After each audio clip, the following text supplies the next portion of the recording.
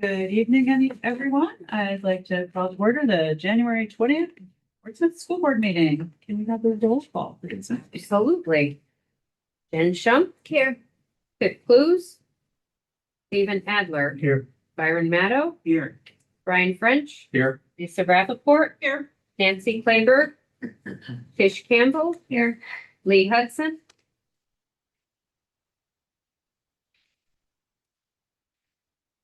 Eric Moore. Here. Nathan Delaney. Rise for the Pledge of Allegiance. Pledge allegiance to the flag of the United States of America and to the republic for which it stands, one nation, under God, indivisible, with liberty and justice for all.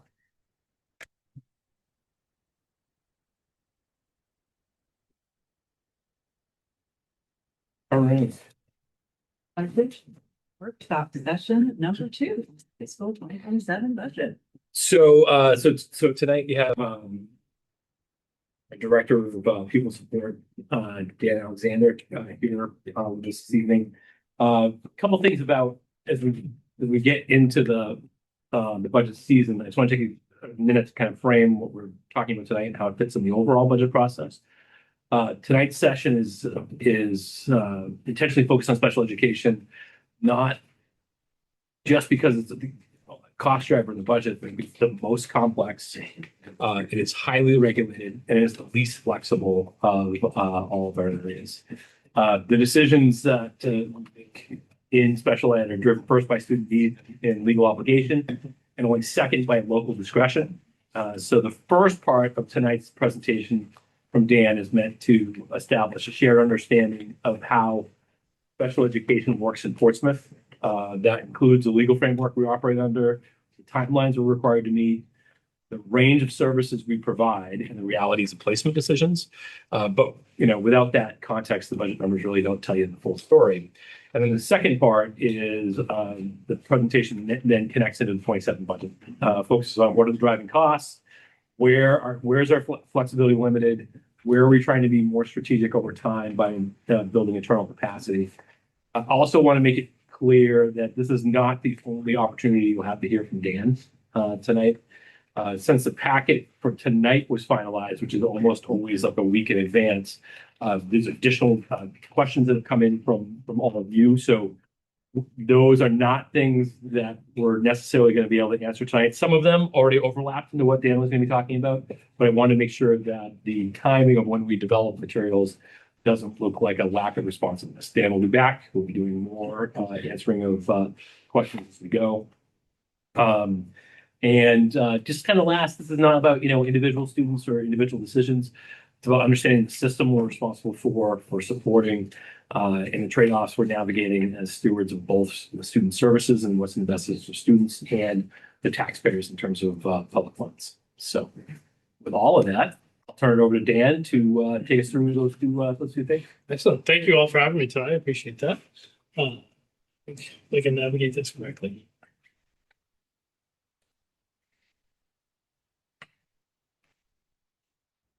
So as Dr. McLaughlin said, just want to do an overview of special education.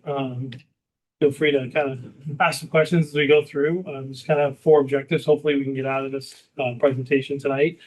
Just have a better understanding of special education timelines, better understanding what least restrictive environment means, understanding what free and appropriate public education means. The best of my ability, that's always our hang up in special education. And have a better understanding of different special ed programs in Portsmouth and kind of some of the visions I have and have talked to Dr. McLaughlin about. First is, what is special education? It's governed by IDEA, that is the federal law.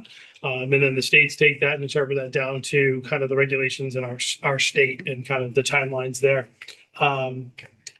IDEA grants children, sorry to read this, free and appropriate public education. I think that where in special education we get hung up the most is appropriate. And what does that mean? It is not defined anywhere in any law. It hasn't been defined by anyone in our government. It hasn't been defined by any legal person that I've met or worked with in my 30 years either. So it tends to be our biggest sticking point in special education, what appropriate means. especially design instruction, no cost to parents to meet the unique needs of every child with a disability. And the range of special education support will vary based upon the student's needs. As Dr. McCall said, we are really driven by these laws and what the kids' needs and their IEPs. This is essentially a breakdown of our 434 students and the various disabilities we have throughout our district. Students can have more than one educational disability. This is based on their primary disability and numbers that we currently have in our district. And that is, as you see, pre-K through 12th grade. And when we say 12th grade, students in special education have the right to be educated until the age of 22 now. This essentially is kind of the process that we go through and looking at one step to the next. Disability suspected, that's always where we start. Referrals made. Referral can be made by anyone. That's kind of the overarching piece that they talk about. It could be made by the custodian, the bus driver, a parent, a teacher, really anyone. And we have to take that referral in. And then what we do is it's called disposing of that referral. We have to make a determination. Do we, as a team, suspect there's a disability and move forward with that evaluation process? Or is there something other that may be prohibiting that student from learning of the disability? Determine eligibility. And I think the next slide goes over the timeline, so we'll kind of take a quick look at that. The referral process, once it's received, we have 15 business days. So that is any time that the SAU office is open. So that's why we encourage Dr. McLaughlin to close on snow days, because it's a business day and teachers aren't working. But it doesn't usually happen that way. And then for evaluations, we have 60 calendar days, which includes weekends, holidays, and vacations. And then that's the same with when we get to writing the IEP, is we have 30 calendar days to do that. The IEP, once the IEP is developed, the district must propose placement and determine the least restrictive environment. As I said, school vacations, weather cancellations do not disrupt that. And we also learned that a global pandemic does not disrupt that timeline either. This talks a little bit about least restrictive environment, and I didn't really put the continuum fully in here, but really you look at the least restrictive environment as a child accessing their education in a regular setting. The classroom at the elementary level, that's one classroom. At the high school, that's all the classes they would take that other students would, all the way to the most restrictive, which would be homebound and hospital based support for students and everything in between there. So we really want to make sure that we are trying to meet the students at their level and where they are in that least restrictive environment. I'm a big component of making sure we are, pushing into the classroom and supporting kids so they have access to that general curriculum as much as possible. That is really what our goal is under least restrictive, is to keep them in the classroom and access to that general curriculum as much as possible. Any questions on that? And I kind of went over that pretty quickly. Free and appropriate public education. So free, the education must be provided at no cost to the families, and no financial barriers to prevent access to education. Appropriate, the education must be suited to the student's specific needs, offering services and supports that enable them to make progress. This often involves individual education plans and IEP or 504 plan. As you can see, that's crystal clear on what appropriate means, right? So I know I'm being a little facetious, but it is something that is often a sticking point to understand between two parties. Public, obviously, is any public school setting, although private schools or other facilities may be involved under certain circumstances. So when we talk about public, that also means public charter schools. It is our responsibility to educate and provide special education services to any Portsmouth child in a public charter school. There are different regulations around for-profit and nonprofit private schools when it comes to individual service plans. And we have what's called a child find responsibility to make a determination if that child has a disability. We really go into the weeds on funding sources around our IDA grants, that we do have to allocate so much percentage of that to supporting students and private schools. ISPs. Education, I think that one's kind of pretty clear there. Individual education program. This is the what, where, and how of the student's education program. So it's really the roadmap that we utilize with goals and objectives to help meet those students' unique needs based on the outcome of the testing and the disability. So there's not a pre-programmed or canned IEP for any particular disability. It is really determined upon the strengths and weaknesses that we find when the evaluations are conducted on a student. And we have deliberation forms that we walk through that the state has set forth for questions to answer to make those eligibility determinations for students and their disabilities.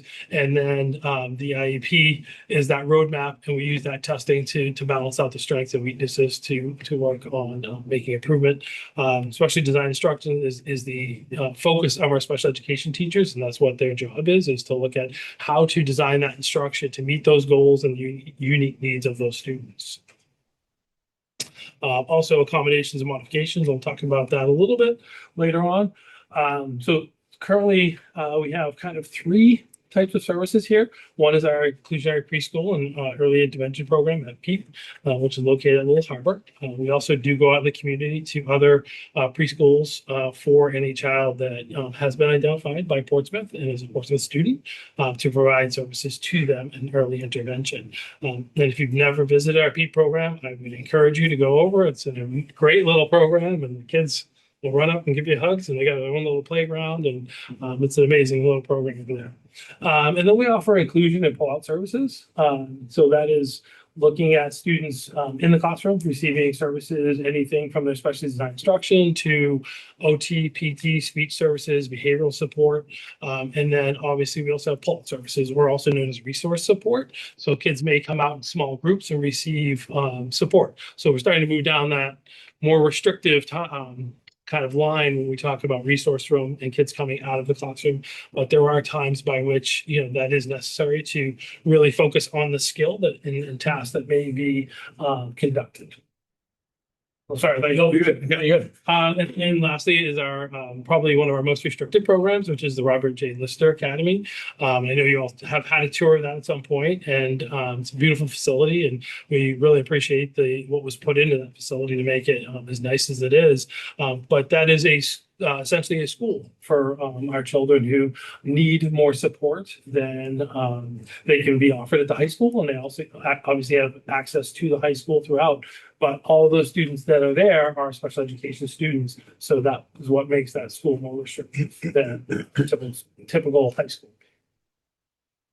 Accommodations versus modifications. So this is sometimes where the terms get minced a little bit, and we try to make sure we're correcting that because accommodations really are not changing what the student is learning, but giving them an ability to access the same curriculum as their peers with certain accommodations such as extra time and things of that, a small group setting in the classroom, read aloud, and then modifications. Essentially, you're changing the expectation and potentially changing what the student may be learning. And at the high school level, we talked about that as like the competencies, right? That's kind of a way to think of it. That there are certain set competencies that a student is expected to learn at the high school level in an algebra class. If we change those competencies for that particular student, that's a modification. So how do we accommodate it for them to be the same competencies?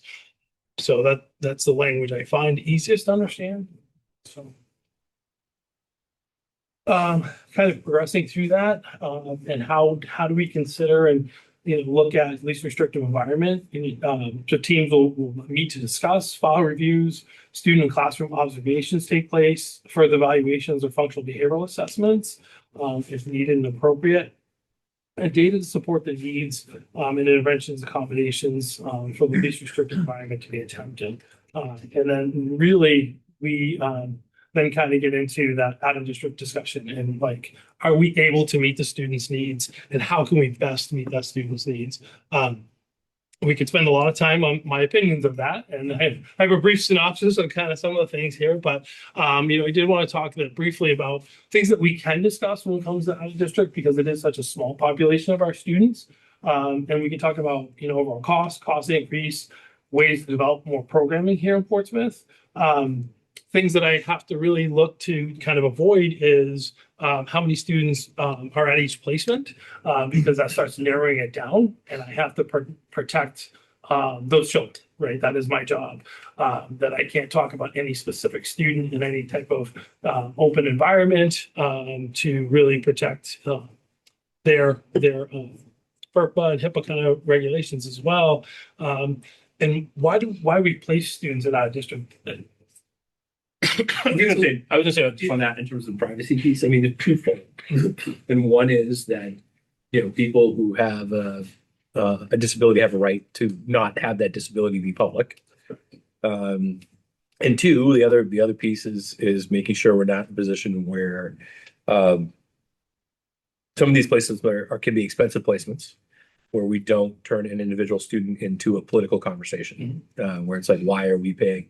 I know that kid, and that kid is costing us X amount of money, and I want to have a public dialogue about this individual student. And so those are the two reasons why we are obligated to be careful that not just that we're not saying a student's name, but we're not creating a situation where students individually identifiable by members of the public. Because it makes it much easier for the community to then start narrowing down who a student may be, and I find that devastating, you know, personally. So, why do students get placed out of district? We briefly kind of touched on that. Kind of the first one is the district is exhausted all opportunities to meet the student's needs, and the team determines alternative placement is the least restrictive to meet the IEP goals and needs of the student. That's the area I want to focus on at some point and talk more about. And I have a lot of thoughts around that. And I know the concerns of the board, and this is not the first school board I've worked with, around out of district costs. And certainly understand that. But it's about what can we build? And I, you know, Dr. McLaughlin knows I quote movies, you know, if you build it, they will come. So I think we really need to consider, you know, some of those, you know, field of dreams in a sense to really do that. There are two other costs that we don't control.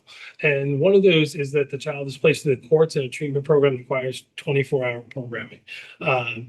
Obviously, we do have a residential program here in Portsmouth. So if we ever had a student placed there, we would look for the opportunity for them to access our schools and stuff.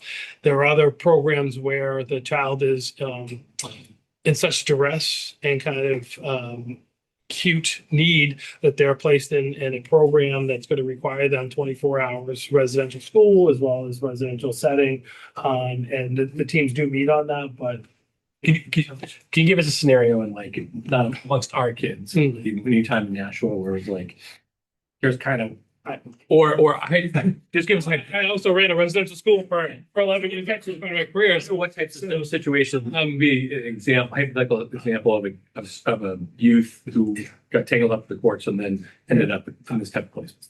So you could have anywhere. You really have two sides of that. You have one, which is juvenile probation, and then you have DCYF, which is abuse and neglect. So you could have a child who was significantly abused and neglected by their parents, which causes significant trauma to them. They're removed from their home. They're placed in a residential program, needing really some significant acute care and support residentially. And what's going to be worked on with that student in therapy is going to cause them even more duress throughout their whole day, and they're going to need to be surrounded by, you know, professionals who can help manage behavior, regulate their trauma, those type of things. And they tend to really have challenging times within their lives, and it could be a shorter period of time and kind of acute. And there are some students who it's been a very long-term situation, multiple years.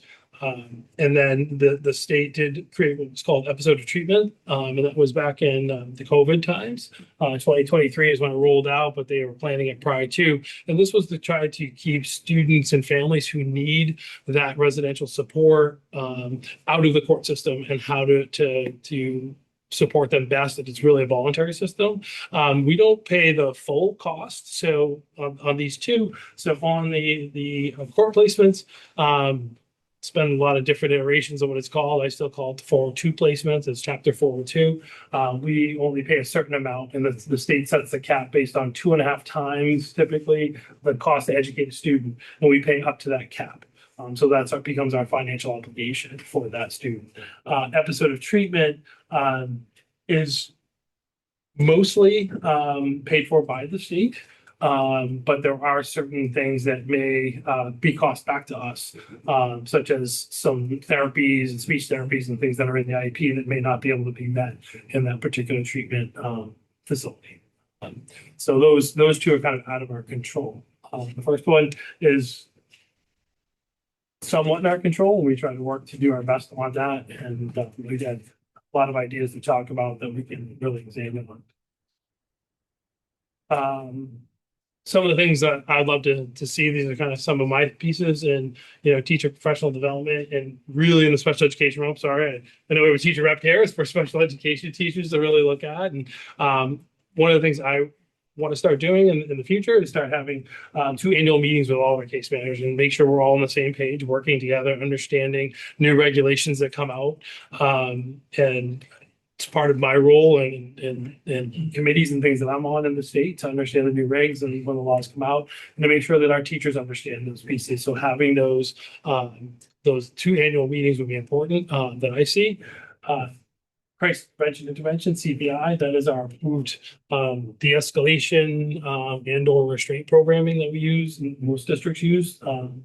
And it's not a requirement in this district, but it would be beneficial for many of our teachers, especially our special education teachers, to go through this programming to understand how to de-escalate, how to identify, when a child's becoming escalated and what are some techniques and things you can do. So I'd love to really work with our teachers to do that over the next year. I'm going to skip this one for 1 second. We'll come back to it. We got a question over here. Sure. Did you have that? I did have a question. I didn't know if you wanted to finish the whole presentation before. If it- Is that okay? Sure. I'll answer Dr. that. Alexander, Yeah. is that correct? Mr. Alexander. Yes. Mr. Alexander, I wasn't sure. Mr. Alexander, why do students get placed in district placement? One of the questions I had was, I'm assuming, but tell me if I'm wrong, that there are times when a team determines a placement, but that a parent will take the school to court and that placement gets changed? So, in every situation, throughout the special education process, parents are given their rights. And part of those rights are talking about dispute resolution. So there are multiple ways by which any dispute can be resolved through the state, from a state complaint by which it's kind of a fact piece, and they'll have investigators who will look at the parent side, the district side, and then kind of come up with a conclusion to what's called due process. And due process kind of walks through a couple of steps, and that first step is the filing by a district or a parent. Both sides could file depending upon the scenario and the situation. The opportunity for what is called mediation always comes up first, and that gives both parties the ability to sit down with a state mediator and legal sides to kind of work out what the situation may be and try to come up with some type of resolution. If no resolution is then reached, it can then go to the actual due process hearing, which is held by a state hearing officer. It is very reminiscent of what you see as a court proceeding. Everyone is sworn in. There are witnesses. There is testimony. There are evidence books, all types of things in that nature. And then the hearing officer renders a decision within 60 days of that hearing. And it can be filed on for multiple reasons, not just placement, but placement could be one of those things that a parent could file upon, and or a district could file upon if we felt that out of district placement was the most appropriate for a student, and the parent disagreed. There are other things that the only one I can think of that triggers an immediate due process filing by the district is if we deny a parent the opportunity for an independent educational management. That immediately initiates that we have to file that within a certain time frame. Other than that, there are the opportunities for both sides to file that depending upon whatever the issue might be. I'm trying to think. I can think back to another district I was in where the district had to file because the disagreement from the parent. It was advised that we file a due process hearing, and I don't want to talk about specifically why, and potentially, privacy of that family. But so we always work with our legal support before we do that. So can we talk and just kind of informally? Sure. In terms, so that's a formal process, but in there, one of the scenarios where that could involve attorneys, Mhm. as we get to the point where we're trying to come to a conclusion about what do we think is going to happen if we go all the way through a due process hearing. Because at the end of that due process hearing, it's a binding, could be a binding decision for the district. And so depending on what resolution a parent's looking for, there are times where then we're in a spot where we're trying to determine what we feel is right in the best interest of the kid to begin with. But then secondarily, very often we will, if we're in that type of situation, it's usually parent wants more than what we feel is necessary in order to have an appropriate education.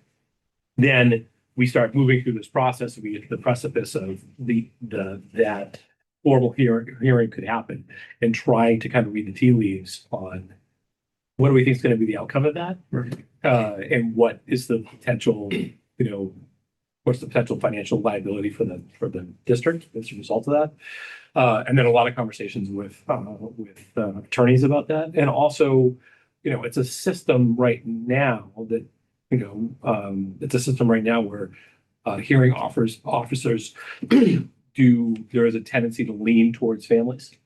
And so you're in this like kind of conversation of what do we're assessing the risk, financial risk, the district. I would never, again, we're never in a spot where taking things to due process where we think we're trying to hold back a kid from getting what we think is appropriate. But there are definitely situations where we have different thoughts about that than the parent. And I'm just trying to wrap myself around, and as we look at trying to get a better understanding if there's anything we can do to improve how we do our district placement. Is there anything in that process whereby what our team initially proposes is not accepted by a parent? Is there something that we may want to look at that would help us reduce that? And I don't know if that's a considerable issue or not. It may not be an issue at all. So it really comes down to trying to look at what is the student needs, right? And how do we do it better? And what can we do? And what can we access? What can we bring to the district? Who can we bring to the district to help support that student, meet their needs? All of those things are considerations that I want to exhaust before anything like that were to happen. Obviously, a parent always has rights to file those things. One of the expectations that we do have a resolution meeting. So before it is up at the state and all the proceedings start, there was expected that we offer resolution meeting to the parent, and we try to come to the table, and it's really what do we bring as the best opportunity. And for me, keeping our students in Portsmouth is important. Keeping them as members of this community, and I mean that by other peers seeing them, kids getting off a different bus at a different time, kids playing in the street. Now they've got to go inside because everybody's going in because of different times, and they're traveling to far distances. Some of our students travel up to an hour for out of district placements. How do we do it better so that we can keep those students here when they start getting older and making transitions? The opportunities that are offered here in the city of Portsmouth are endless. It would be much, to me, more successful for our kids to access work opportunities here in the city of Portsmouth than at a placement that they've had, in Massachusetts somewhere where they're putting together packages for a local company. That's not going to help their transition if they are, graduating from high school or aging out. How are they then part of this community and working with, our adult programs like One Sky? And really trying to foster a better relationship with One Sky to understand what they offer so that we can collaboratively work together and help our students transition effectively. That's really important. So how do we keep them here in Portsmouth is my goal. The other thing I'd say is just when we're talking about here's this formal process and then marches along, my experience with our team and most is all the way along that there's ongoing informal dialogue that's constantly happening, trying to figure out how do we get everybody on the same page? And what, what can we do through that process to try to find some type of common ground that's an off ramp. We can't always get there, but my experience has been, again, here and other places, very rarely in a situation where it's like, nope, that's it, done. We're not talking anymore. Take us up the line. But we can always do more, and we're constantly trying to figure out what that can be. I had another question about the out of district placement, which is, the student has not previously been identified as, if they don't have an IEP or 504, but they have some sort of like mental health crisis, for instance, that requires therapeutic treatment in some residential placement or something. Does that fall under special education, or does that go somewhere else? Well, The cost of that. Since it's pupil support, it falls into my office, Okay. yeah. Where that money gets pulled out of is something we work with Brian's office on, but yes, there are times where a good example of that is Mount Prospect Academy in Plymouth, New Hampshire has a 90-day assessment program. And there have been multiple students throughout my years that have gone there that are identified. And it's really for that acute crisis. Hampstead Hospital also has a level 4 treatment program that they offer. Not all the students, and I should have said that under episode of treatment, not all students under episode of treatment are students who are identified. It can Okay. be any student. But they would fall under your purview at that point. For the And most it's all, part, yes. I say in terms of like, we don't have a line that's set up necessarily. Like Brian, you want to correct me.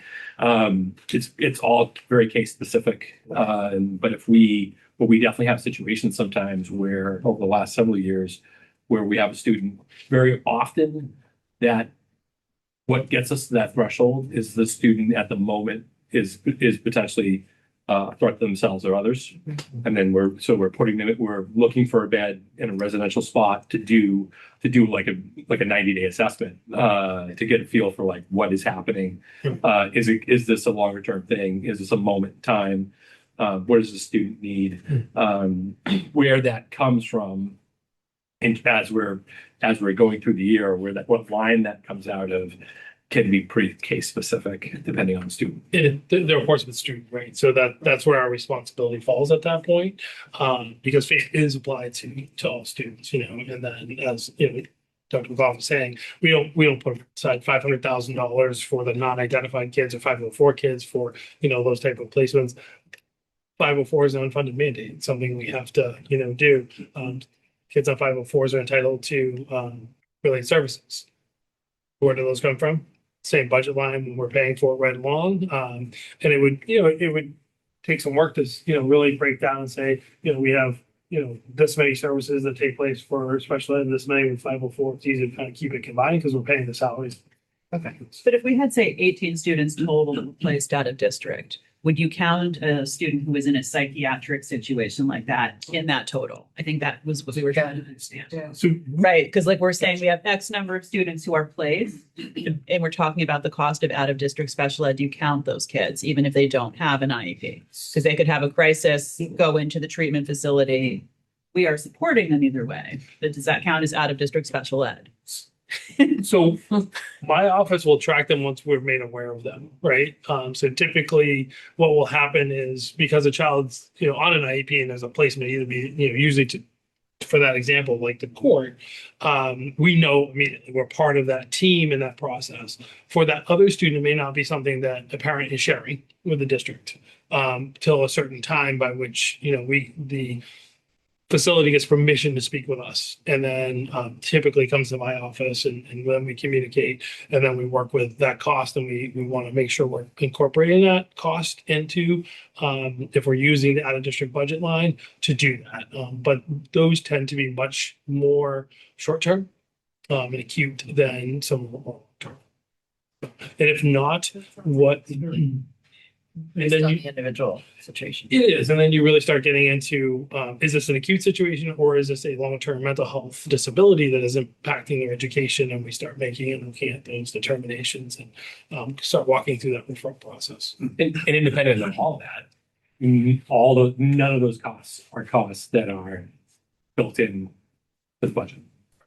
So there's all things where we have to then get creative about how can we take things from somewhere else in order to cover the costs. And they don't typically fall under that 402 that I talked about because they're not identified. So then it really is start working with the state.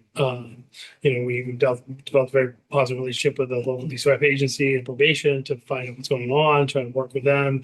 And typically outside of a 90-day type of assessment, if it's going to be something more long-term, we may look at that as a referral because that student can't access their education at that point. So is this something we need to look at under the guidance of like an emotional disability? So when a student is placed out of district, how often are they reassessed where they're at if we can bring them back in? So it's annually. So It is. annually minimum is what we have to consider because you look at the IEP and placement annually. So we do have someone right now that's dedicated to that. We'll talk a little in the next presentation about that piece to really, keep those assessments ongoing. And I meet with that person minimally monthly to go through every case that we have out of district, as well as the financial aspect of it to make those determinations and really follow through and see where the children are. Is it something we need to have a meeting on, progress meeting? Most out of district placements have bi-monthly or quarterly progress meetings on the students to see how they're progressing and such. And then it's really about having those conversations with families and making sure they're ready to come back and can they be successful and what do we have in place for them to come back to our district to be successful. Thank you. Yeah, absolutely. So the last two things on this, again, was to do some more training around special ed documentation because it changes annually. And now I want to go back to Dr. Allison Roy. Dr. Roy is out of Exeter. You were in Exeter for a while, correct? I was. Yes. She's on the school board as well, but she's a trauma specialist in the state of New Hampshire. I've worked personally with Dr. Roy in another district for over 7 or 8 years.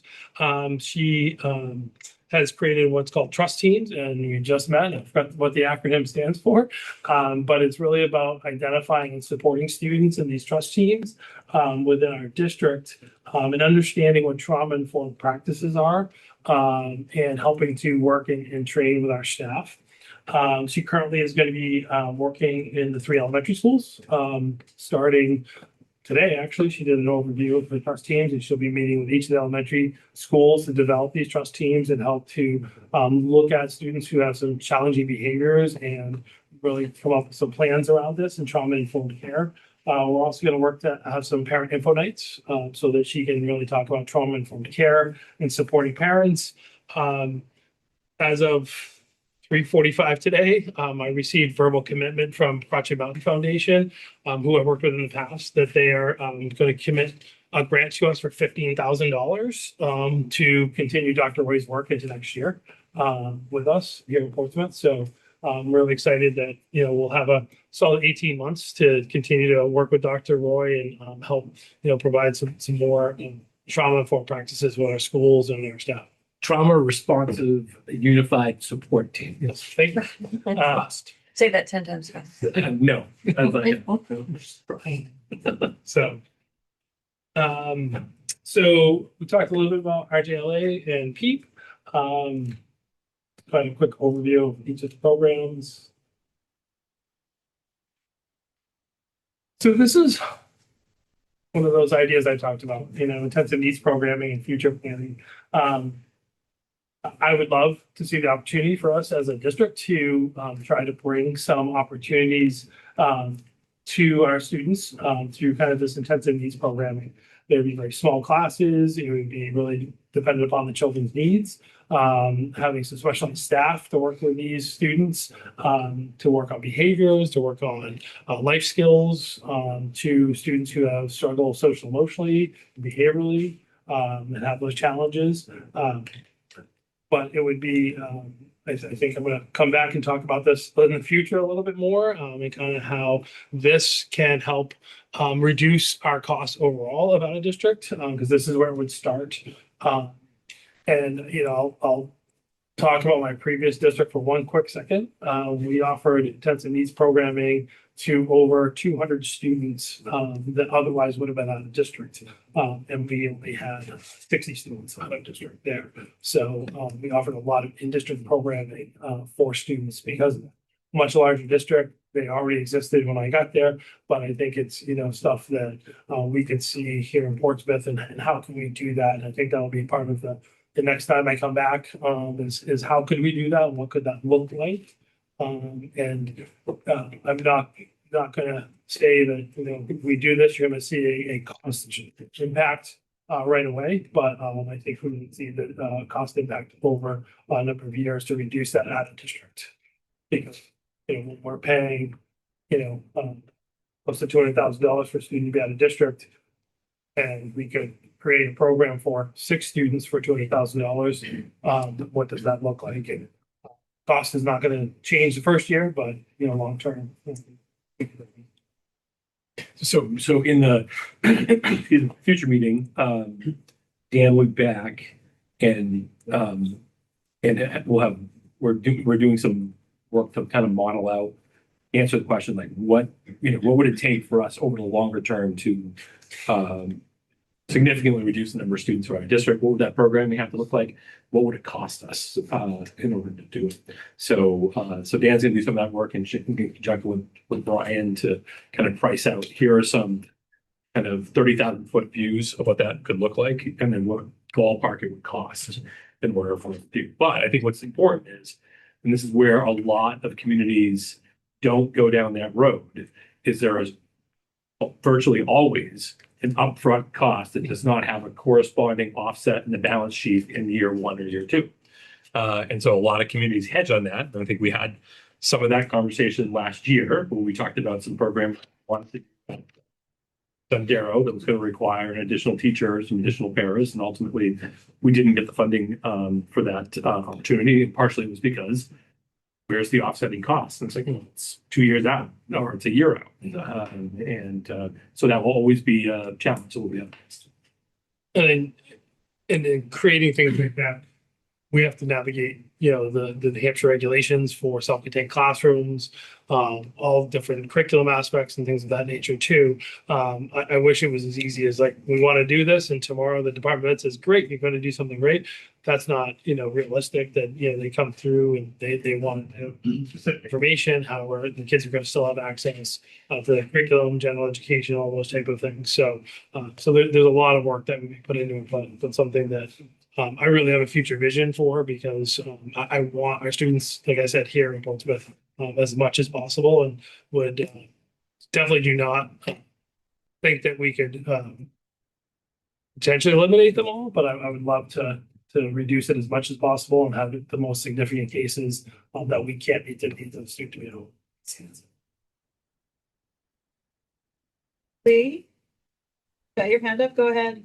Yeah, thank you so much. I'm looking forward at some point in the next 3 weeks to being back in person. I guess my biggest questions, and I apologize for being late. Have some challenges here at home anyway. Dan, what are, and I don't know, you might have already shared this. What kind of trends are there from an out of district placement and cost trajectories, like from the perspective of, I hear you saying, and I fully understand that it's going to take time to start to develop a program or programs that can actually support more students in district in order to help bring down those costs. Do you have an understanding, or can you provide an understanding to us of sort of what the average tuition cost per placement is, transportation cost per placement, and what does that look like as it trends over time? And what would it look like both if we continued on a trajectory or current trajectory, and what would it look like if we actually were able to develop those programs? And is that something that you're considering looking into or not? And then my second question is, what kind of internal, I'll say, investments need to be made in order to reduce those future costs? Like, are we like what kind of programs do we think we need to actually build for students in district? I hear the one program that you've been talking about. I know that we've had some conversations, you and I, about paras and paras becoming RBTs, but I've also, I'm wondering about BCBAs and the overcapacity that they have from a caseload standpoint. What kind of things do we need to do in order to make this work? So yeah, I've actually been just started working out with Dr. McLaughlin this morning. And I do plan to have, I think for February 3rd, we'll kind of go back and look at a 3-year numbers of students we have compared to the total cost. But I guess to answer the question, the base question of what is the average cost, I would say we're looking at a 6-figure cost, right? Of a minimum of 100,000 plus, depending on the placement for a student, and then transportation. As you see on this slide, this was from 24-25. Our out of district transportation cost was $500,000. So you're talking probably on average 40 to 50,000 potentially per student out of district for just transportation. So that puts us into the 150 piece, and so it really gets high really fast. And how do we utilize that money to create programming here? And that's why I kind of summarized it under the intensive needs, because intensive needs we can define that in multiple ways, and I don't want us to be hung up on say we're going to create programming for a child with this disability or that disability, because every child has unique needs and unique profiles that we want to look at our programming and really be cognizant that we're doing it elementary through high school, so that I'm not back every year saying, hey, we did it great at the elementary and now I need to do it great at the middle school and then I need to do it great at the high school. Right. So if we're going to plan that and look at that, what is that timeline, right? And it may be that we need to start at the elementary next year, and then start at the middle school the following year, and then the high school the year after that, as children are progressing or where needs are. And then we have, our unanticipated students who move in from, another state, another district, another town. We don't know, when those are going to happen. So yes, I do have a lot of that I've started working on with Dr. McLaughlin. And hopefully we'll have those questions answered more directly at the February 3rd meeting. Okay. Yeah. And again, I didn't mean to gloss over what you had put on the slide here, but I'm just wondering if we've got trend lines that actually look at it from a historical and a growth standpoint over time for both transportation and for tuition, but also what does that look like over time if we actually are successful? And I think our challenge is that some of these out of district placements have the ability to raise the rates, and we don't know what they're going to be until the springtime when they're sending us a contract because the child's being placed there again. The state tries to do some rate setting and approval of in-state rate setting, but then we do have Massachusetts, and I can use an example. There was a school in Massachusetts about 6 years ago that increased 20% over 3 years. And it was a huge hit to districts, knowing that their rates are going to go up 20% over a 3-year time period. So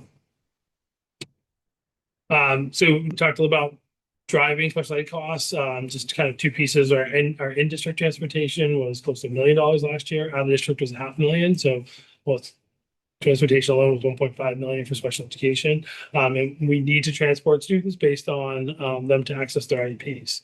The next is kind of our related services and contract services that we need to look at and really examine how much time we're utilizing these folks in any given year, and does it make sense for us to move more in adding that person to our roster of employees versus contracting out and I hate to say have agencies profit from some of these services. And doesn't mean we'll hire someone, but at least getting the opportunity out there that we need this person. I would use a sign language interpreter, for example, putting that out there and having people apply will give us an opportunity versus paying a contracted cost.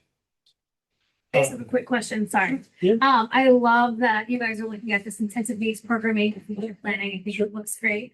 At first glance, to me, it really appears to be tailored to more like severe disabilities. And then when I look at the primary diagnosed disabilities for IEPs in our district, I see that 61% of our IEPs are OHI, which falls under what ADHD, executive functioning, among other things, as well as specific learning disabilities, which is 139 IEPs. So I'm just curious as to like where those numbers fit into kind of like that future planning, or am I misunderstanding kind of like the initial slide of the program? No, I just one point of clarification. When we talk about other health impairment, it can be any health impairment that's there. Yeah. Those tend to be some that come up, but it could be any other health condition that a child has that is going to be more long-term. Chromosomal disorders come to mind as well, that can have significant impact as well. What we were talking about, and a lot of the questions that I had received were around our out-of-district costs. And how do we reduce those out-of-district costs? That does not mean that we're not going to look at what our other kids need. And that needs to be also a point of how do we continue to improve with our students with learning disabilities or other disabilities, other health impairments, executive functioning, attentional issues. How do we continue to improve that programming as well? But this wouldn't be part of like that target. Correct. This is about targeting the So $5.5, $6 million cost that you all have kind of brought to the attention of how do we reduce that overall cost and do things within our own district, but does not mean that we don't continue to improve on the other areas that we have for need in our district as well, for all of our special education students.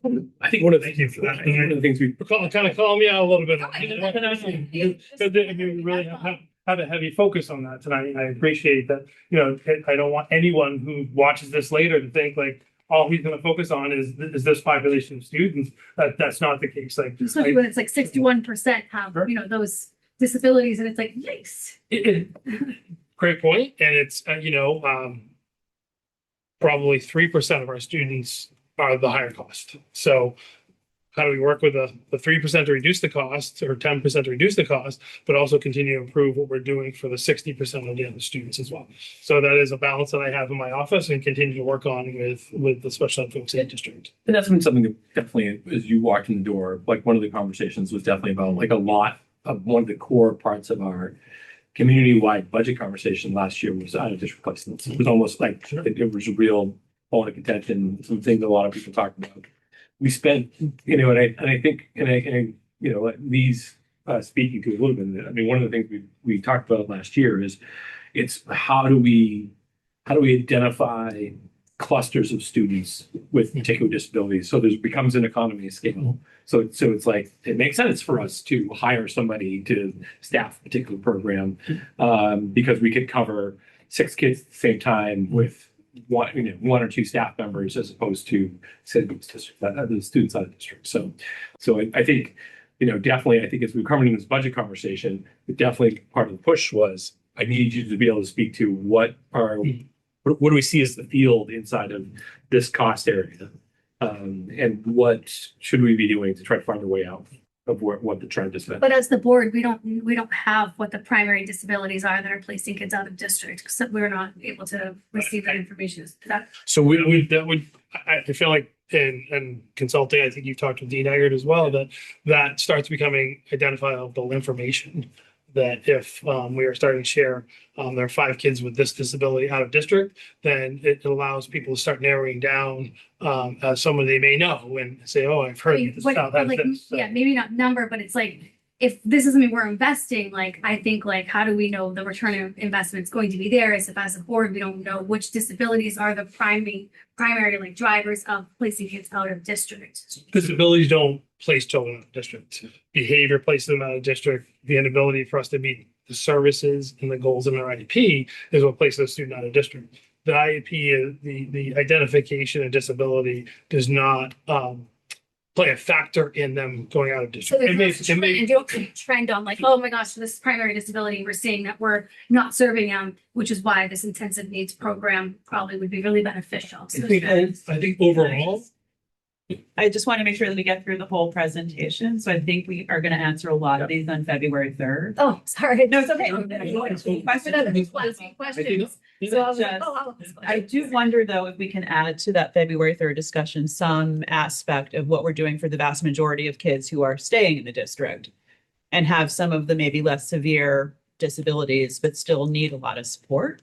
Yep. You know, and I think Yep. Jen is right that OHI does include a lot of kids with ADHD and some other common Yep. diagnoses where there might be a way to come up with programming specific to executive function or ADHD or whatever it is. And you would be able to tell us that, I think, without identifying kids. And if it's not for February 3rd, then maybe down. the Yeah, and we line. will. I mean, I appreciate exactly what you're saying, Jen, which is like, okay, well, part of our responsibility as a board is to oversee the management of funds through and the how are you utilizing that to meet the needs of all the kids in our community.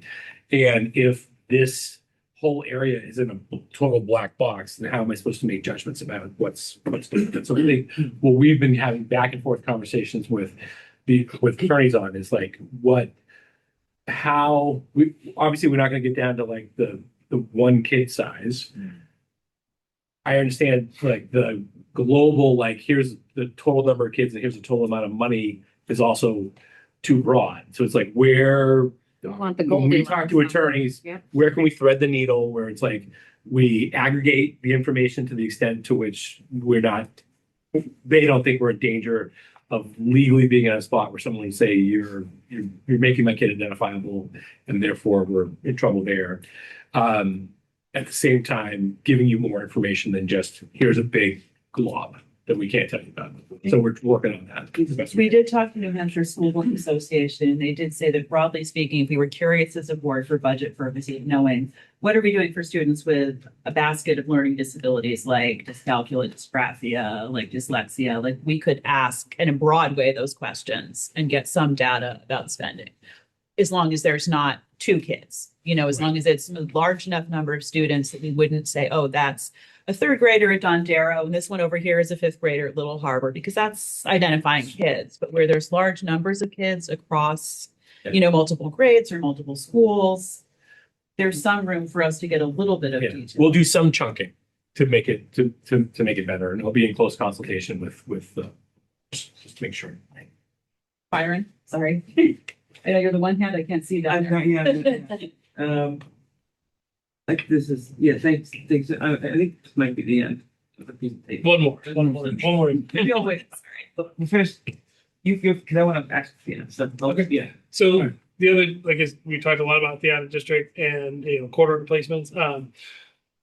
Obviously, when we talk about quarter replacements, are there ways to potentially reduce that cost? Yes, there are agencies in the state that provide more in-home based services and supports to families that are struggling and with their children. That there's the potential that the school district could work with these agencies to go in and support that homeschool connection and potentially keep some of those students from being directly involved with the court and being removed and ending up in treatment programming.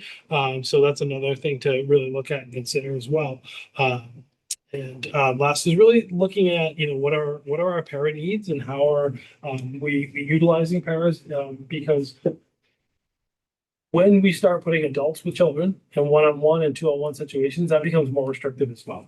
And we don't think of it because it's not a place, it's a person. But it's also about what is that person's role and responsibility to work with that student and what are they doing? Because it becomes easy to almost mask a child's behavior when someone has a one-on-one because that adult can anticipate what the child's needs are, and then the behavior never comes out until that person is gone. And it becomes really, they call it anticipatory, you know, behavior response. So, you know, making sure that we are really working to understand what it means to have a one-on-one and two-on-one versus, you know, what can a child get in a group support for parents? Because we want to maximize that, and you know, personnel is 80% of the budget. So how do we do that? So just kind of some things I just kind of threw together of kind of looking at how do we get some of the spending under control is, really looking into the transportation piece and potentially putting out some requests for proposals from other companies to make sure we are maximizing our transportation.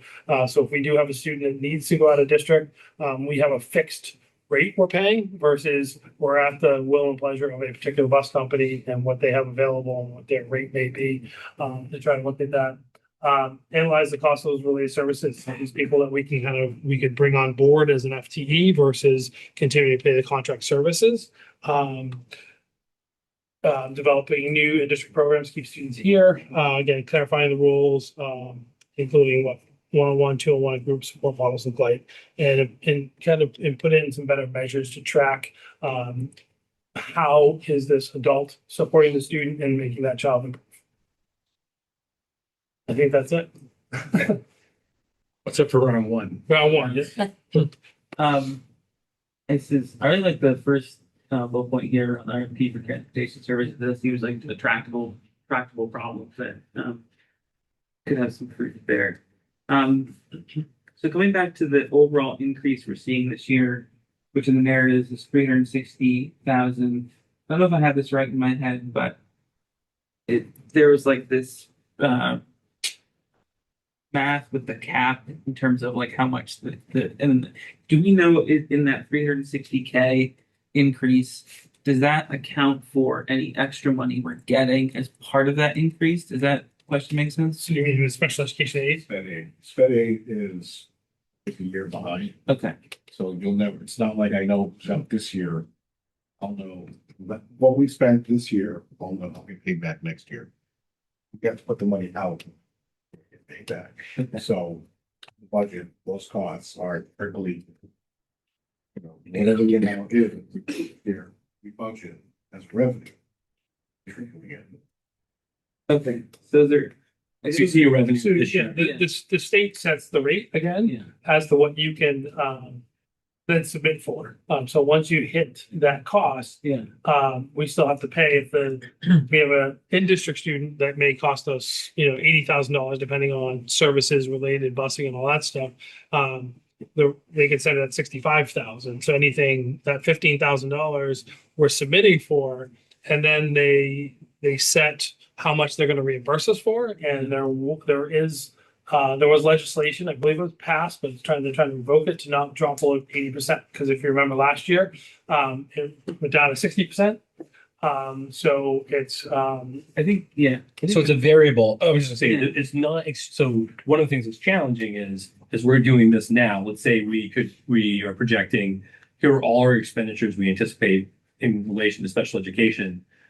There's a variable of course, it's a year out, but even then, it's not exclusively formula driven. Yeah. It's still variable what could come back in. But I think that the Help point is offset that the 360K number straight cost, is straight cost, but we are going to get something back. Like, I really don't, I understand that it's variable, but I think, and that rolls year over year, right? So I guess what I'm after is like, it's difficult to know what the actual Like a net. tax spend is, Yeah. right? Yeah. Because 360K, but we're getting something back. We don't know what that is though. Mhm. So it maybe the ask is like, if there could be any kind of clarification or finer point on the specific increase. Yeah. I can tell you this, Yeah. at least on the special ed. Paying that we get back. Amount of money we're putting out, our break-even point's about 130,000. So after about 130, our risk, say it's a $200,000 placement, our risk is actually 130,000. Okay. Because I'm getting them at rest back. Right. If it's 500,000, I'm getting the rest back. But our risk is about $130,000. Yeah. But again, we don't know year to year what we have. They could change, they could come, could have another person going out.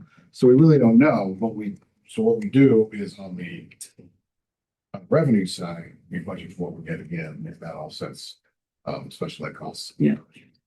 Yeah, I just wanted to point out there's another point that's hard to reason about, like in reading the budget, because that it's obfuscated. This is like what we're actually paying, right?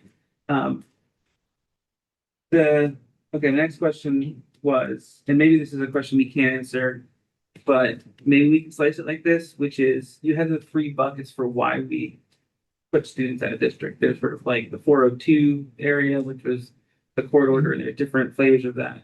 Then there was the we've exhausted our.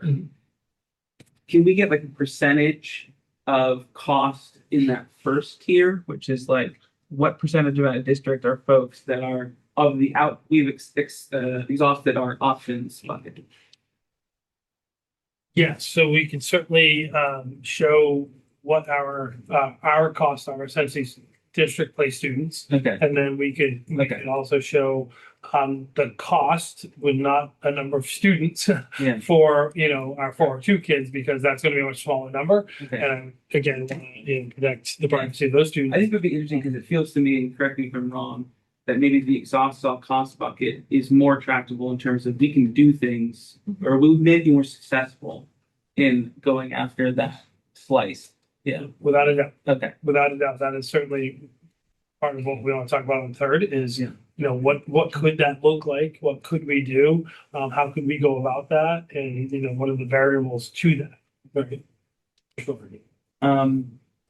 Then this is curiosity, and I think this has been answered before. To what age do we continue to support out of district and sped services? 22. 22. Yeah, so when just the essence of the law is any student that is in special education has the right to be educated until they graduate high school or they turn 22. Or It's one or the other. So you don't receive your high school diploma and say, I want to stay till 22. If you receive that and it's issued to you, then you move on. And if not, we do have students that may not be on a graduating track because they're modifying the curriculum for them and they're not meeting the competencies outlined at the high school. They are students that would stay until 22. And then I don't want to go too far down that rabbit hole, but that's typically when adult services takes over if the parents have sought that out, because in New Hampshire, parents have to seek that out. It's not something we can share to the adult service agency. that. And then I had a couple more questions with the tip of sense. Go for it. Thank you. So I was looking at some of the items here. So just maybe this is a budget book question, maybe for Brian. Some things are highlighted yellow and I don't know why. So like in the elementary special ed budget, there's like, I'll just point to it, this here is highlighted yellow, but there's nothing stuck on the Those are more or less for reminders. Okay. People are in around, people are maybe around leave, we go back, it's me for to remind you to double check that Okay, once the year comes. This is a requested position. Okay. That we did not have in the first budget, we had it in the very first budget, which is actually on that sheet. that's right, the case manager. Yeah. Yeah, okay. Yeah, so most of the ones that are highlighted yellow are either new or the ones that I have to go back and have a conversation usually with the administrative team, whether it's what we're keeping in the budget. Okay. And then, thank you. And then another clarifying on the budget book is the assistant director of pupil services is, it looks like Alan or Dan. Coming right on. Dan, is split 3 ways. It's Yeah, yeah. between the 3 special ed departments, Okay. elementary. In high school, okay, okay. Generally, what we do is we do the same thing actually with Dan's salary. Across the 3. Sounds exhausting. For me or for Brian? I'm not sure you meant that for him, but yes, it is. I think I had. John, while you're, I just had a quick question. I just want to get a sense of timeline. I know last year, there was an effort to get a specialized programming at Dondero that was not successful. Mhm. I'm trying to get a sense of, first of all, thank you I appreciate all the work you're doing to control spending. And I wanted to get a sense of what things do we anticipate asking for this year? And do we have specific things we're asking for next year? And then the bigger question is, since we were not successful last year, what are we going to do to make sure we get these programs that clearly we need so that city council understands the importance of this? And is there any way, how is that going to be done so that these programs, which would be beneficial, can be implemented? I don't know if I can answer all those questions right now. I guess I should answer. I think the position that I have in the presentation here is could help some of that piece. And then, some of the things that'll, bring on February 3rd, will be ideas and then planning. And then really looking at, what does that look like funding wise, and how, if we were to move in that direction, how would we fund that? And I think collectively we'd have to come up with what that timeline looks like. And, again, my 7 months in Portsmouth, my first go around with the budget here and trying to get through the approval stages, I think it would really be, working with the board and Dr. McLaughlin, and then bring it to the city council, say, we want to reduce these costs. This is what we're looking at. We'll see the change in the future, but it's not going to be an immediate change right away. And is there current funding we can use to help reduce some of that and bring students in district to support them? But in this proposal, to be fair, the change this year, because we're trying to figure out, we don't want to, the worst case scenario for us is to go through our process, get the city council to find out on May 25th that our plan is now toast. And so we're trying to be incremental in terms of what we're doing. So this position, a couple of different things going on. One, you'll be talking about in a second, but it's repurposing. Basically, we've repurposed a bunch of other things financially to make this cost neutral position. We also, though, have merged it with another thing that we were trying to get in our strategic plan last year, which is someone to help oversee counseling K-12. So there's some responsibility connected to counseling connected to this role. So we're trying to do several, and while we're reducing, this proposal also reduces 4.5 positions as we're coming in. So we're trying our best to deliver on a price point that we feel like is a reasonable ask, cover the strategic plan goals, be more efficient and effective and kind of precise in terms of what we're doing with our out of district programming, which means we need another hand on deck as we're doing some of that work. And we had like a bunch of structural work we want to do in special education. Dan on his own is going to have a hard time covering all those things. So we tried to rework around those to come to what we have here. But this does not include, like we had before, we had an intensive needs special educator who was in the last budget proposal. We had multiple paraeducators. We had a director of counseling. We had several of these things that ultimately were not funded. So we've tried to downshift a little bit, hit the most strategic pieces of those requests, with the idea that we think they're reasonable asks, and that those be most likely to be funded, therefore be in a position where we can feel hopefully the most confident as we move into the hiring season, that those are items that ultimately will be funded by city council, and then put us in a position, because we also don't want to be advertising this position first week in June. So anyway, so it's a little bit of I'm not giving you a black and white because it's a little bit of a mush. But we're trying to factor all those things in at the same time. But I feel like the core of your question is, this year, what do you have that is equivalent, at least equivalent to what you asked for last year, that was designed to create more in-house programming? And then what would be a year out from now? What would that request look like? And the fairest answer is there was not something in this particular budget to ask for the equivalent of what we asked for last year, because we have concerns about our ability to get funded, and then put us in a scrambling operational position come late spring. You have a request from many of you on the board to get sort of, in some past budget years, we've had something like around an 8 to 10 number of positions ranked in order of importance if we could wave a magic wand and add these things to the budget. And so there's potential space in there if those are the priorities for us to at least see those, so the public can see those and people know that these are things that we are looking at down the line. And I think also just to piggyback on some of the questions that Jen was raising, I mean, they're good questions. And I think from a budget standpoint, you know, some of what you invest in special ed has spillover effects in the rest of the budget. You know, we catch kids in elementary school who are able to have learning disabilities addressed or able to manage their behaviors and executive function much better and more effectively with those early interventions. Then we make it up to the middle school and have fewer kids that need math intervention or fewer kids that need reading intervention. So I just want to be careful that we're not only framing this as this is just about those out of district, because that's very few kids. I mean, most of the kids we are keeping, and the goal is for them to have better outcomes. And if we need to invest in some way based on your expertise to, you know, support a large groups of kids that have disabilities that we can serve in the school, we want to know about that because then we can plan on how we want to fund that. So I just want to make sure that we don't lose sight of that, because I think that's part of what Jen, you were getting at with your line of questioning, right? Is how can we invest in those kids who we're not planning to send out? Right. Right.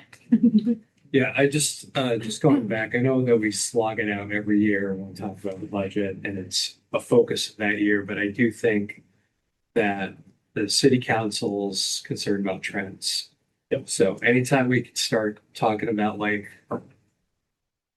bandied around a bit about ROI, but if we could demonstrate, say, look, I know we have this ask, but this is what we're going to get out of, you know, it could be napkin math, but at least there's a reasoning behind it that either we could lower costs or longer term.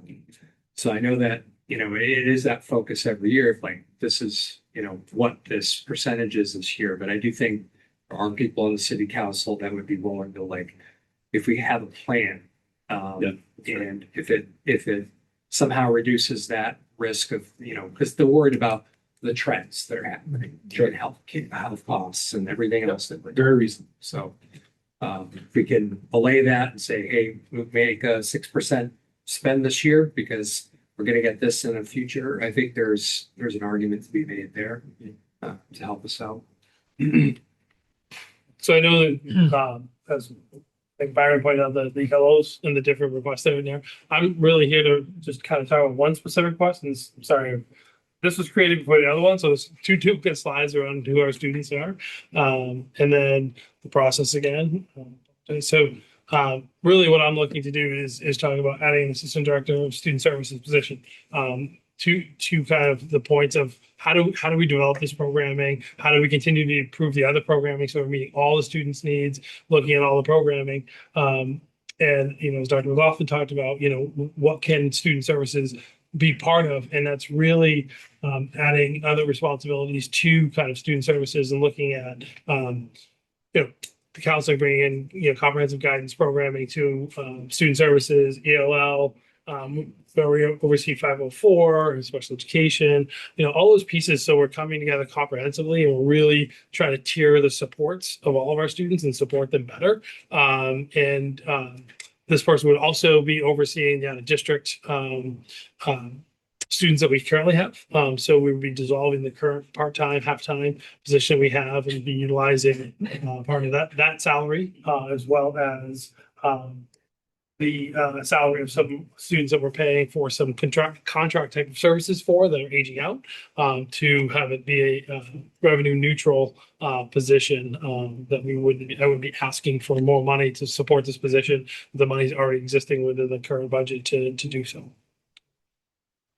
And really tasking that, you know, person and the two of us to work together to be more creative in the programming that we provide in our district. I'm in schools a lot. I'm there, but you know, how can we do it better? How can we support our teachers better?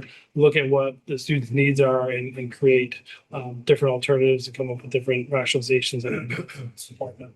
And then as we develop more programming in the district, that's going to require more administrative oversight. And to task our principals with that would be a monumental task, as they already, you know, really have a lot going on, being that they are the sole administrator within their building. So this person would really be, you know, help the problem solve and take on some responsibilities and share responsibilities that I currently have now.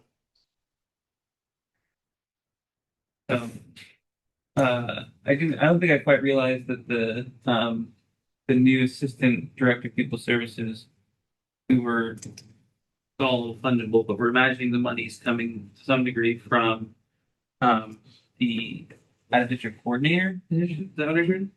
Yep, the existing area district coordinator. Where in the book is that old position?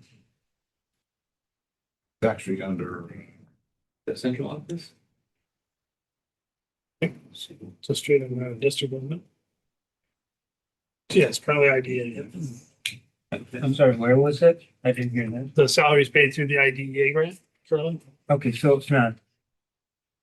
not local funds. So one of the things, right, and as a result, doesn't appear here. One of the things that will help at the next, so when we meet on Tuesday night, what I'll give you is, I talked about this in the previous meeting, the hierarchical organizational chart, the entire organization, every single person who's on it.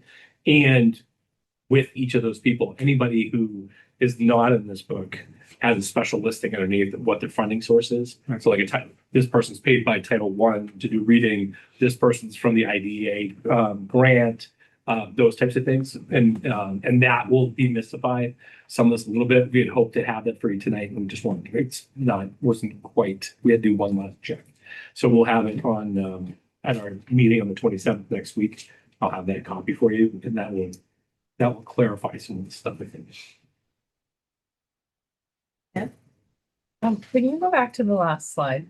Because maybe one. Thank you. Okay. So I just wanted to ask about the utilized funding from out of district students aging out. So it sounds like we're predicting a lower cost this year because we have fewer students. 2 students that are will be aging out of, we call it out of district program, but it's more of a life skills program that we offer to them, funded through that. So, well, first of all, I should say, I think this position sounds like it makes a lot of sense and I'm excited about it and especially about the concept of it being sort of financially neutral. But what I'm concerned about with regard to that one line is, although we might have people aging out this year, what if we have a new influx of people who need things, more support next year or the year in coming years? Then what's that going to do to that position? And it doesn't seem like it will necessarily be covered long term, I guess. So ultimately, the goal is to continue to bring students and keep students from going out. So having more support and oversight to support the students we currently have in the students. And then as we talk about developing programming to help support those programs to keep our students in district or bring students back, the goal is to overall reduce that cost of out of district, keeping this position intact to support all of that. I see. But we Okay, know so it's not like a structural, right? This isn't like a some number of students aging out. We know it's not like a forever, right? Right. Other kids are going to backfill, Yeah. but we know initially this year, and I don't want to oversell. It's cost neutral. We're going from one budget to another budget, and we've been able to put together a combination of, like, we'll call it structural costs, like the old position that Yeah. would have been rolling on forever.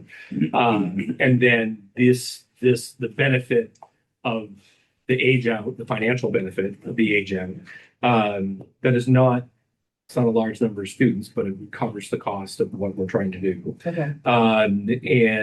So it's not, well, I was going to say this, it's not a situation where we have, like 10 kids that are leaving us and we're benefiting from that. It's just a few. But it's still something that in the long run, the structural savings we're trying to do is from the additional focus on these issues connected to the assistant director that we'll be able to cover those types of things. And if not, we'll try to find, I would say this, our intent, we would not be coming back a year from now saying like, well, we don't think we can afford it, so we're going to pull this out. Yeah. This is something we're committed to for the long run. And we'd look to other places to have less priority and we'd find other ways to cover it. Okay. And I mean, I hope that you're right, that some of what that person will do will help build that in, so we're not sending people out. Thank you. I had a question about this position, but before I jump in, did anyone else have questions just about this particular? You should go ahead first. I do, but Go go ahead. ahead, please.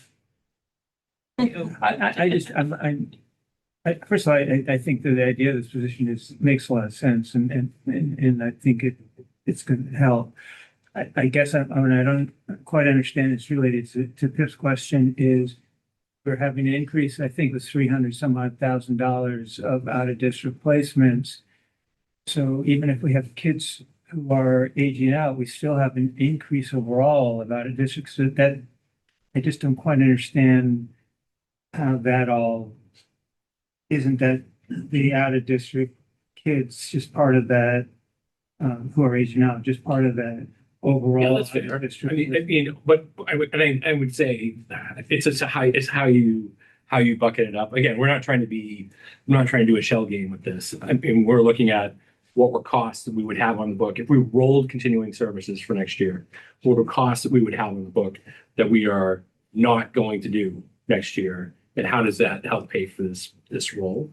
But so if you take that bucket and you make it bigger and you say all out of district costs or all sped costs, aren't those going to subsume these other pieces that you're using to claim budget neutrality?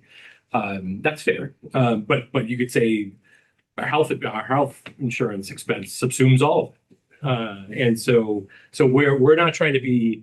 I always want to be really transparent and really clear about what we're saying and not saying. So I think it's fair that we're up. We anticipate being up $360,000 in out of district expenses. And that is more than the cost savings that we're talking about in relation to those other. I think, That's fair. and I think to your earlier point about, placement and parents disagreeing, if we have a student who moves in tomorrow and they are placed, at Melmark in Massachusetts, and we offer no programming here in our district, how do we offer placement for that student to come back? We don't. But that parent just moved here. They haven't even paid a tax bill yet, but we now have to pay that tuition bill for that student. Having a district assistant director who's helping to create, being part of that meeting and assisting with those things, because Dan's probably at 5 other meetings, right? To help look at that and what is it that the child needs? How do we, creative, look with the high school, look with, Mr. Ryan, talk about what we can do for that student and support them. What do we have for other resources and contract services to then offer placement back here so we can try to meet students' needs? Is really, some of that essence, because we don't know in the out of district, we could have 3 students who are out of district move to another, town, and that cost is lifted off of us, or we could have 3 students move in that are very high cost.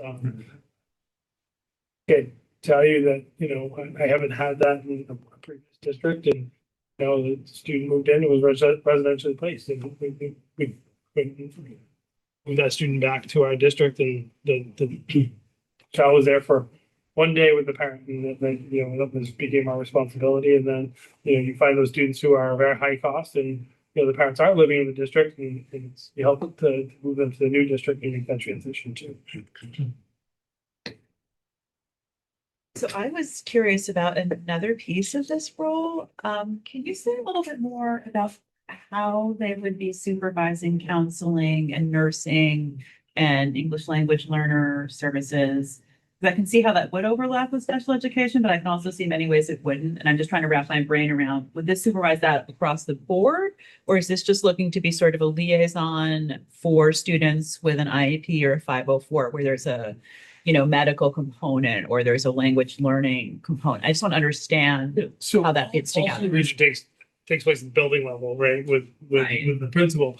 But to have the overarching support from the district office, I envision that as quarterly meetings, right, with the guidance department or guidance heads, so that we're talking about the comprehensive school counseling model to provide from our K through 12 students.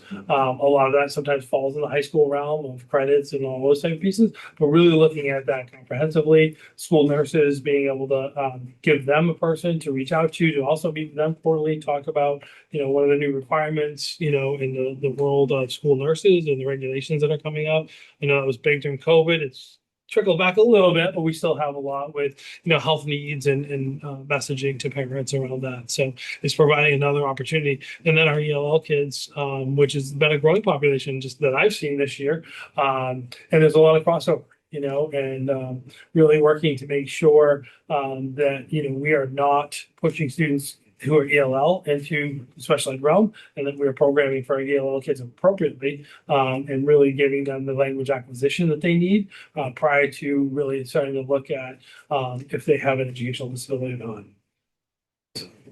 So the model of special services, including all non-core curricular kind of functions, is not an unusual. No, and to your point about students with certain needs within those realms as well.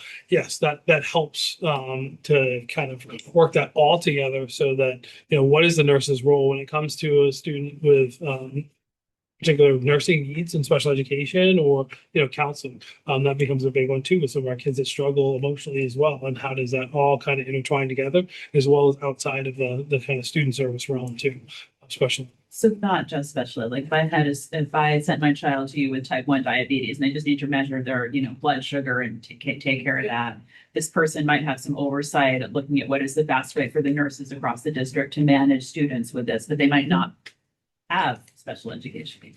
So that would be part of it. Yeah. Okay, I just want to make sure I understood. And then when the nurse calls and says student has diabetes, they should be on an IEP, where we'll talk about why that's not, educationally impacting, but also they need support service. And then they're not going to someone else to say, okay, now how do I help support this kid? So it's really bringing it all under one umbrella. And it in the state, we have a directors association, and this is not a look for smaller districts. I would compare it to, I know Dr. Hazel is there in Hudson. The director there is a good friend of mine, and they have a very reminiscent situation among student services. So. Thanks. I have a question about budget, not so much this. In regard to the increase of the out of placement, do we know the percentage or how much is due to the fees at these schools? The tuition has increased. We have, like, say out of the 300 something, 5% of that is due to the tuition increase of these schools. I'd probably say most of it. It's not necessarily the amount of out placements. It's the increase you get each year.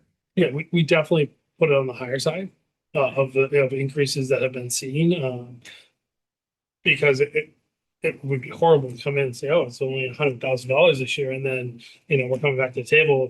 It's a $300,000 or $400,000 increase. As I said, there was a school 5 years ago that did a 20% increase in 3 years. So that's huge, and that's really tough. So that increase isn't due so much to more students going out of district. It's because the expense of out of district is being raised on us. I think we will come back with a more precise answer to. Okay. Because I understand, like, if the pie is $360,000 pie, how much of that is us building in known cost raises or anticipatory cost raises, and how much of that is additional students going out? We'll come back with a cleaner number. Okay, thank you.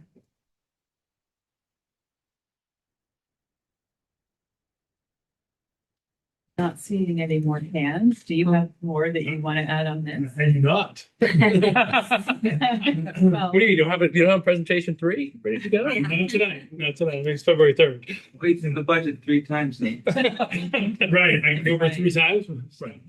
Yeah, but we do really appreciate you taking the time to talk us through this. I do feel like when you come back, we definitely need, to the best of our ability, to get some of that more granular insight to the fullest extent possible without violating students' privacy. And I know that that's an ask from people in this room, that's an ask from people on the city council, and from people in the community. And we totally respect that no kid or family should be put on the spot from this process, and none of us want to do that.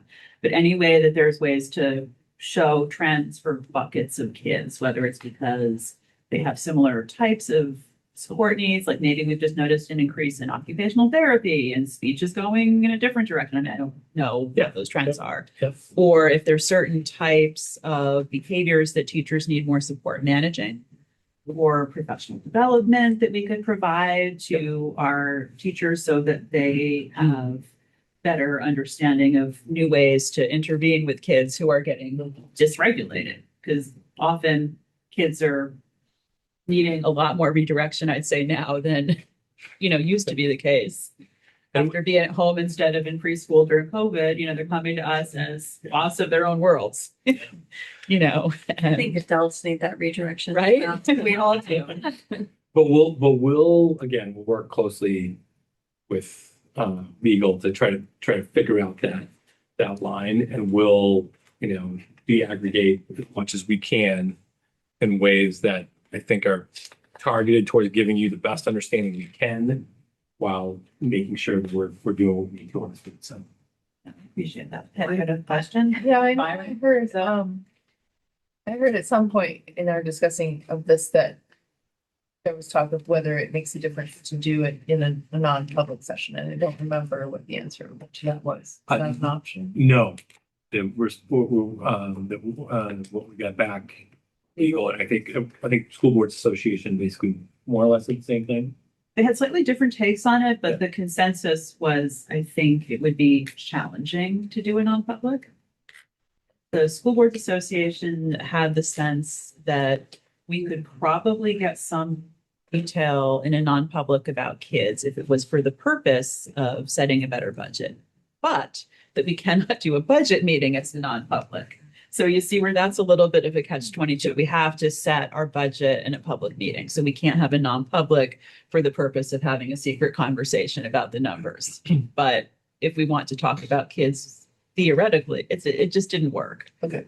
And I feel like what NHSBA did say was if we wanted to take kids where we have large numbers of students.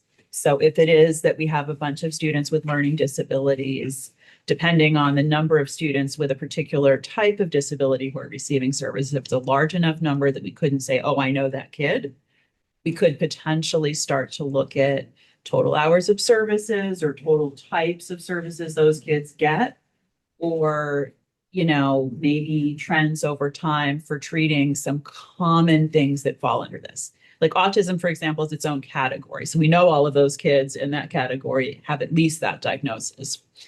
But if we start to drill down to some of the more unique disabilities, and I mean, NHSBA didn't give us a hard line on the number, but certainly for the out of district, we have too few kids to really drill down in great detail on those students without risking the potential that they would be identified. So I would say, It'll be, we're I trying to would have these say conversations and we'll- figure out as much as we can that we are allowed to share. and I think ultimately part of that will end up not hitting, the level of detail people are going to want. Because of what you said, our pool of the number of kids we're talking about that are in a district is not a large pool. So it's really hard, and there's not, it's not like of those kids, 85% of them are all with similar disabilities in similar locations. So it's like a lot of these are kind of spread. My personal opinion would be, I would want us to focus on what we can do versus who they are. Fair. Because who they are is who they are. This is the cost already. We can't change that. Legally, we can't do anything. However, what can we do to try to welcome those students back? Right. And have those families feel comfortable that we can now meet the needs of those children in our district? And how can we get to that point? What is that cost, and what is that cost going to look like versus the cost we already have? That's a cost we're not going to change tomorrow.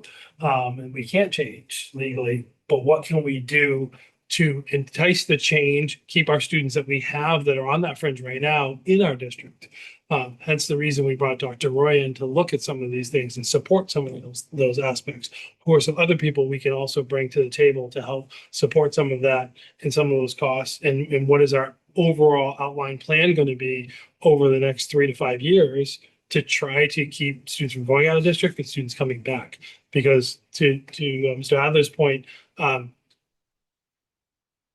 don't see us entering into legal battles to bring kids back and have that expenditure cost and increase that for a student who's out until we can actually meet their needs and know that we can meet their needs and create the adversarial relationship with this parent to say, we're trying to force your child back and we're going to do that through a legal means because we feel like we can meet their needs here. We want the parent to be able to identify and say, I see the great work that you're doing here with those students. We want our child back in Portsmouth because that's our home community. That's where we live and we want them to interact with their friends and peers. That's where I'd rather spend time working. And if we have non-public sessions or whatever on that, that's where I'd really like to go because those are the questions I can answer and I want to work on versus the other ones. I don't want to give up anyone's privacy, whether it be non-public or public. I still going to have questions that I'm not going to feel comfortable answering, and it'd be no disrespect to anyone on the board. I would then have to go to my legal counsel to see if I can answer that question before. And I think to Brian's point too, I mean, just to have those trend lines to the fullest extent possible. Even if we're just looking at historically, like, are we seeing more students with, other health impairment, more students with autism, or more students with learning disabilities? So just the bigger categories. So we're not going to be identifying individual kids if we look at those categories where there are larger numbers of students. And then if there's any future projections that we're seeing trends in a change in their needs, because certainly even the way we diagnose autism has changed over the last several years. So with the change in how people are understanding that disability, there's naturally going to be a change in how we identify kids and what we understand about how we serve them. That's probably true for lots of other kids that we're serving too. So I think that is part of the ask, that is just to make sure that we can understand where we can make a smart investment, even if it means we need to make an investment first and then see the return on that, 3 years out, 5 years out, 10 years out. Nobody's expecting us to wave a magic wand, bring all of these students back in district and magically end all of the increases because we don't control any of the numbers. But looking for your recommendations on where we can make smart investments to start to serve kids better and potentially rein in the increase over time, I think is maybe the big picture ask. And I see a hand down here. Byron. Do the numbers go across the year? So is out of district placement 5 in 26 the same as 5 in 27? Yes, and I won't say what placement that is. So No, yeah, I just because Tisha's questions around increases, you could probably do the math that way. That's like a 13% increase, like that specific one. Mhm. So you could probably do some correlation and figure that out if you were so inclined. Oh, yeah. I saw Pip and then Steve, and I don't know if Tish, that was a hand or. No, that was Okay. I agree with that. Thank you. I didn't Okay. even think of that. So Pip Yeah. and then Steve. I just wanted to follow up on what you were saying, Lisa, which is that I think to focusing on the support that students receive, I think it's a little bit what you were saying, this focusing on what kind of support they need rather than the disability they have might be helpful too.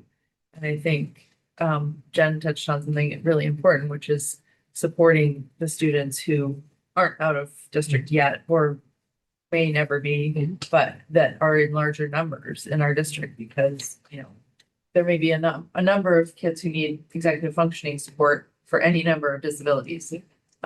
So I think with ways that we can make those services themselves more efficient, kind of independent of the diagnoses might be another way to talk about it. thank you, I agree. I appreciate the development of a timeline, steps we can take going down the road. I'm also just interested what the process would be for making the best decisions. You mentioned conferring with an outside consultant, looking at other school districts that have had other programs. I mean, I'm just wondering, like, all of what's entailed in this process of developing the recommendations. And then obviously you bring a lot of expertise. which I Yeah, appreciate. and I think it's really going to depend on what direction we want to go, right? And then, are we looking to jump in with both feet and say we're going K through 12? Or are we, going back to the one position at the elementary school because we have a high need there right now, or at the middle school or at the high school? And I think that would help guide us in the direction we're gonna go. And is it something, like I said, we're building over time, we start at the elementary and middle, and then we have a few years before the kids get to high school, knowing that we need to build it next at the high school and kind of build those in stages. Or are we at the point where we need to just kind of jump in with both feet? I feel like we're able to build it in kind of a time frame as we kind of go up, because I think if we have students who are out of district at the high school level and we don't have the program at the high school level right now, the opportunity to try to get those students back is less likely than the child who's in an elementary school right now, or an elementary program, middle school program out of district, and then building it and getting those kids back and showing the programming, you know, to the families that we can support them and how do we support them would be kind of the way I would kind of project building that. And we have great people at the building levels. The coordinators that support our students are amazing. They have so much historical knowledge here and institutional knowledge that they would be the team I would be working with to help, you know, outline this process. And, you know, to some of the discussion we talked about this morning, all the kids, you know, I would invite them to come and share some of the insight that they have coming from 7 months of experience and what I'm seeing and participating in. And I think we have one coordinator, and I don't want to mention him by name, has been here for over 20 years. So, you know, brings a lot of institutional knowledge and could really help, you know, guide us in a lot of those, you know, decisions that we need to make. I was gonna say, I think you see in terms of our emphasis, so we have two positions in the budget that are reallocations of other FTEs. One is this, and the other is a positions connected to special education at the middle school. So I mean, we are trying to take steps in this direction. It's just an increment. And I think to speak a little to the budget process, when we brought some of these positions to the administrative teams, they saw the importance of them and wanted them to stay in the budget where others may be removed, you know, so there's an investment by the staff there as well and the administration. Guys, maybe we didn't talk about the middle school position. And that, if I understood correctly, we used to have the program at the middle school, the kids program. It was to address students with high behavioral needs, many of them, I believe, with autism, but maybe not all of them. And that went away due to, well, budget. And now we're looking at a version of that coming back. Are we bringing back the same program, or has it changed in some ways in terms of how you envision who we would serve or what people would do? I guess I'm curious about that, because I know there was in the interim where there was no program, a lot more behavioral challenges at the middle school that were very challenging, I think, to manage without that program being there. So I think yes, and so no, it's all right. I mean, so part of February 3rd has become now like that meeting is, it's an ensemble cast who will be here on February 3rd. So Bring some us. I think it's going to be a long one because we gathered up, and I really appreciate all the work you did, Lisa. Gathered up all the different questions from you guys, from folks at the city level, and have pushed out all those questions to all the different people who can best speak to those questions in detail. And so Phil Davis will be part of that conversation on February 3rd to talk kind of about RISE, what the history was, how he sees it being staffed, and speaking to the cost impacts.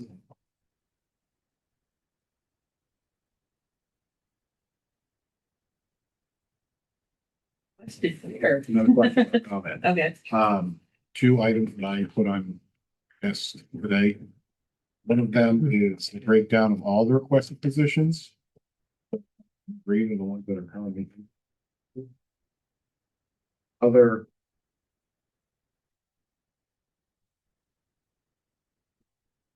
one, memo, basically a follow-up on Byron asked last week, was we want to kind of break down by unit of salaries are and how it's gone up over the last, I did a 10-year look at it, so. I'm going to take off. I think Thank you so much. Thank you very Really much. appreciate Appreciate it. Thank you. And thank you, Brian, for this, parts. Pretty much. Really good.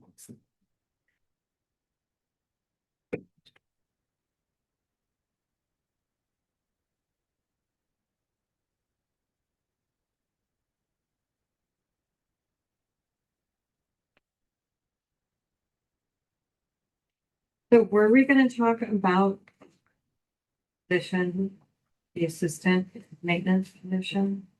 That conversation we're having this year as well? Last week, was it last week? So we did, so it is not on this sheet. But, we could definitely have that conversation. Kenny will be with us on the third. Kenny has the explanation of, to greatest hits, album. We'll bring him back, that conversation again, and he'll, can speak to, when's that position due and how to be staffed. He has I think he had the previous years, he's got a job Yeah. description and all that stuff ready to go. So- Yep. February 3rd is gonna be, not gonna wanna miss it. Must be Yep. TV. It's on, okay. Do we need to bring John on a sleepover? Is that? We'll, I don't know. we'll see. Depends on how many questions we've got and all that kind of good stuff.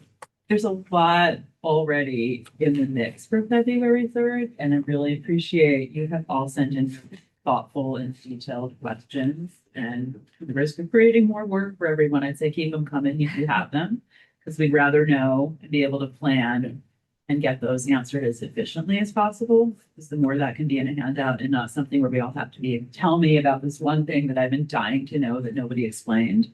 It's really helpful. And you guys have asked really smart and detailed questions that I think will ultimately help us have a better conversation. So if there's more, get them in, but get them in quickly, please. Yeah, because our folks have to turn all that stuff around to us Monday. Monday. So clock's ticking and they're doing all their other jobs. So Everything's going good. Yeah. Any other hands or questions on the budget? I will say one other reminder. I think everyone has given us your committee assignments. Brian and I are going to meet later this week and go through all of those. There's a few things we might shuffle around. We're doing our best to give everybody some of their top choices and think about scheduling. Get any last thoughts on the committee assignments tomorrow morning, so we can have an intelligent conversation about that. And we didn't have a future agenda item requests, but if there are any that people have, email us. Get it into the mix once we're through the budget.